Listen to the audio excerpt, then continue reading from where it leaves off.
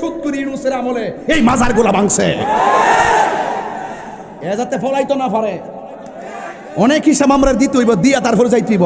আমি ওই সমস্ত মানুষের কানগুলোকে কটন বাদ দিয়ে পরিষ্কারের কথা বলবো, তাহিরি কি বলে শুনে যাও, তারপরে সমালোচনা করো। এই বেটা ধর্মের কথা সব মৌলবি এখন চিন্তা চাচ্ছি আমরা এই 2.5 বছরের ভিতরে। টিকিট বেচা মারাইছে।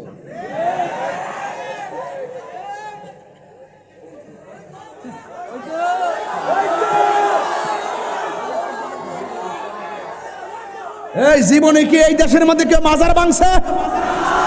এই 2 বছরের পরে, 2 বছরের ভিতরে 70 ইউনূসের আমলে এই মাজারগুলা ভাঙছে।